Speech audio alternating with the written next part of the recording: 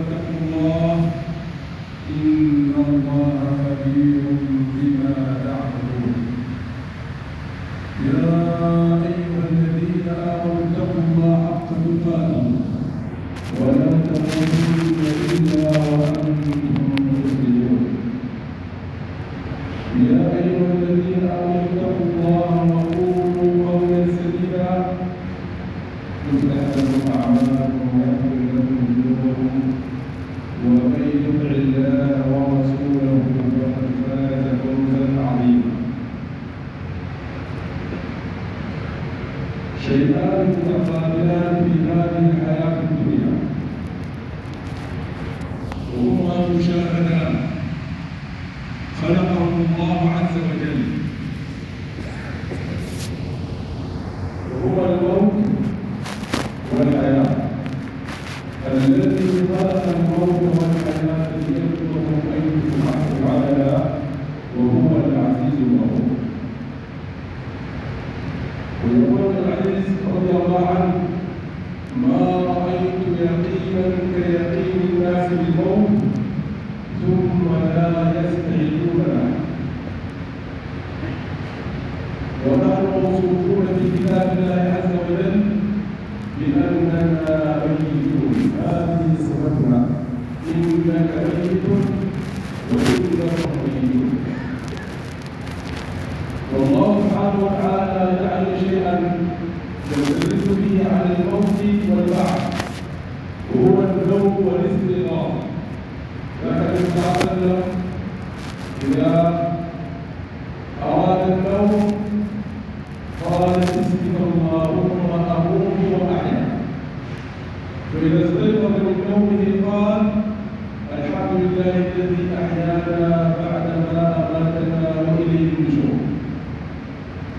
والإنسان في حالة النوم،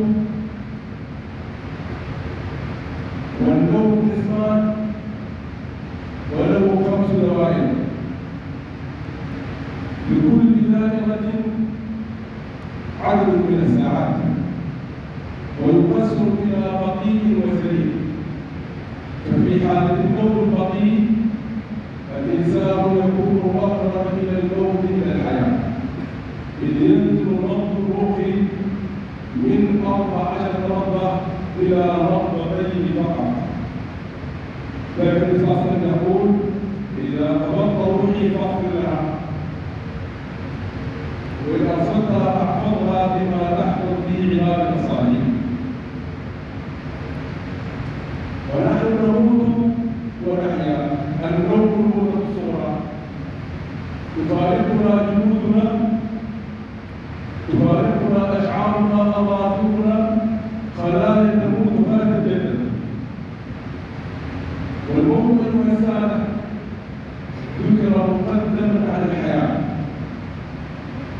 وفي ذلك إعجاز العلم لا يتسع له المقام. والموت ليس فناء محضا، إنما هو انتقال من عمر إلى عمر، لأن لكل إنسان 5 أعمار. العمر الأول حينما أخرج الله من ظهر آدم ونحن في حد الذر، وأشرنا على نفسه: ألست بربكم؟ كلنا قلنا شهدنا. وخميرة الإيمان دليل على ذلك. العمر الثاني في الأرحام، وهذا لا يعد من شهادة البلاد، 9 أشهر أو 10 أو سنة، أكثر أو أقل، عمر يعيش الإنسان. والثالث على هذا الكوكب في كوكب الأرض وهو عمر العالم، والرابع في البرزخ، والخامس يوم القيامة. وكل مرحلة مدتها 8 أطول من التي قبلها. فالموت إذن انتقال من حال إلى حال، لا تضره فجأة الموت فقط، هو إلا انتقال من هنا. إذا أتى مساجد من تراب وبنت مجاور الرب الرحيم فهلموني صيحاتي وقولوا لك البشرى قدمت على دليل. فالموت حياة لا نعلم كونها. والله عز وجل يقول كل نفس ذائقة الموت وإنما توفون أجوركم يوم القيامة ومن تعلق الجنة فقد فاز وما الحياة الدنيا إلا متاع الغرور.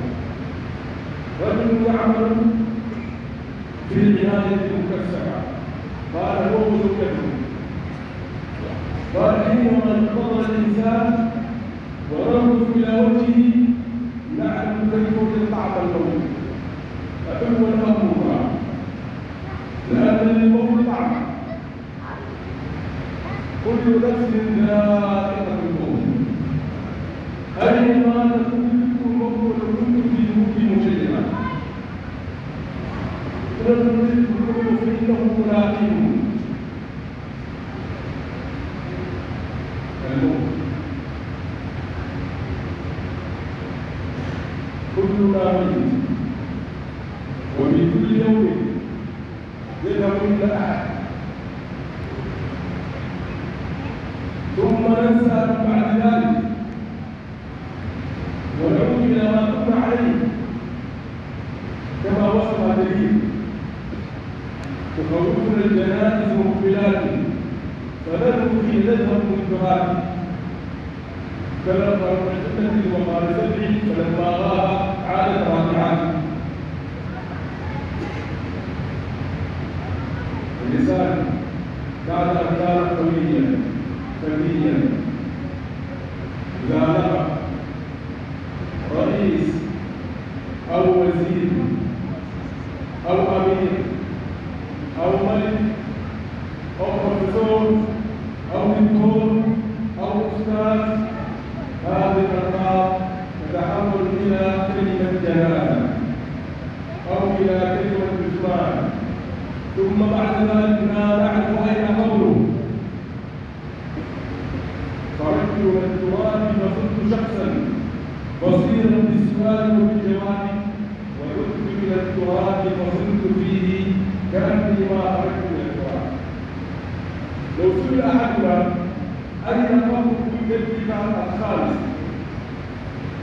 أين قبر فلا يعرف أين قبر مع أنهم كانوا أقوى منا أبدانا وأرجح أقوى منا أبدانا وأرجح منا عقولا وأكرم منا وأوصله منا للرحم ولكن لا نعرف أين يكون وهذا مصير كل حي بعد أن يلقب ويبجل ويكنى ويحيى يمر الرجل بالقبر ولا يعلم ان هذا قبر ولكن الفارس من المساكن الفارس من زحزح عن النار وادخل الجنه والدنيا لا عمل اليوم عمل ولا حساب وغدا الحساب ولا عمل تكونوا من ابناء الاخره ولا تكونوا من ابناء الدنيا. كل مخلوق في الدنيا له سكن بين كان او عشا او وترا او ذكرا او خليا ويأكل. الدنيا تتغذى المال هذه الاشياء فالانسان ان لم يكن متعلقا بالدار الاخره ان لم يكن مؤمنا بالله عامل لما بعد الموت ويوصف انهم كالانعام بل هم اضل لانها تاكل وتشرب وتتكاثر وتتناسل الى اخره. ففائده الانسان وسائل هو انه متعلق بالدار الاخره فله الاستراتيجيات بسنه بسنتين بعشر باكثر لكن المؤمن يعمل بما بعد الموت تقدير على المدى الطويل. يا ايها الذين امنوا اتقوا الله وانظروا نفس واتقوا الله إن الله خبير بما تعملون. قل ما أسألكم أستغفر الله لي ولكم فاستغفروه إنه هو الغفور الرحيم.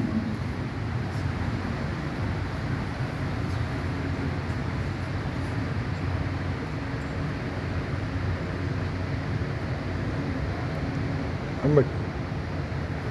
الحمد لله رب السماوات رب الأرض رب العالمين، وله الكبرياء في السماوات والأرض وهو العزيز الحكيم، ولا ظالم على الظالمين، وأشهد أن محمدا عبده ورسوله إمام المجاهدين قائد أولي الحاكمين قدوة للعاقلين حجة على العصير، صلى الله عليه وعلى آله وأصحابه واهتدى بهديه إلى يوم الدين.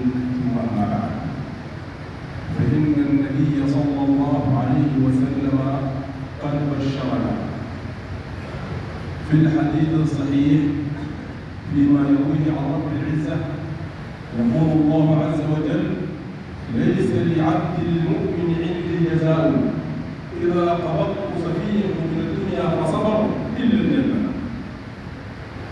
سفيه من الدنيا أبا أو أما أو أخا أو زوجا خالا عما صديقا إلى آخره، فصبر بهذا الصبر يدخل الجنة. ليس لعبد المؤمن عندي جزاء إذا قبضت سفيه من الدنيا فصبر إلى الجنة. ولذلك الله عز وجل يقول في سورة التغابن: ومن يؤمن بالله يهد قلبه. قالوا إلى ماذا؟ قالوا إلى قوله: إنا لله وإنا إليه راجعون. أن الله وعد جل جلاله وعد مسبوق بقسم، وعدنا وعدا مسبوقا بقسم: ولنبلونكم بشيء من الخوف والجوع ونقص من الأموال والأنفس والثمرات وبشر الصابرين الذين إذا أصابتهم مصيبة قالوا إنا لله وإنا إليه راجعون أولئك عليهم صلوات من ربهم ورحمة وأولئك هم المهتدون. والصبر ليس له جزاء إلا الجنة، والصبر ليس خاضعا للحساب والعدل، إنما يوفى الصابرون أجرهم بغير حساب.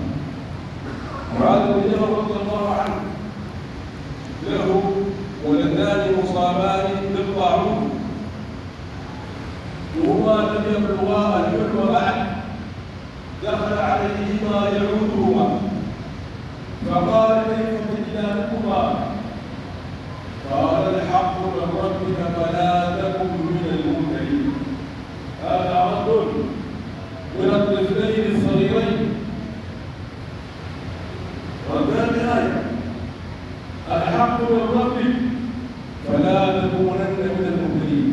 فقال لهما: وستجداني إن شاء الله من الصابرين.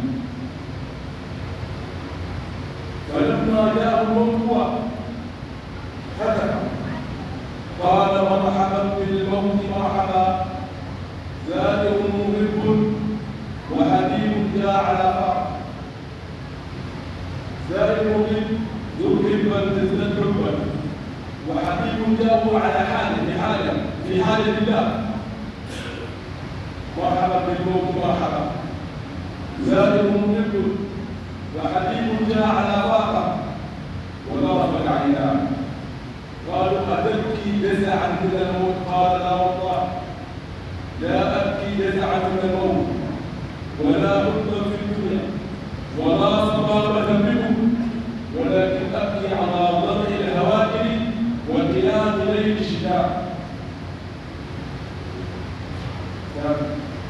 هو مضطر يعني رجل أيها السادة كان يعبد والدنا في المسجد، ووضعت ذلك المسجد جاء وقال: قال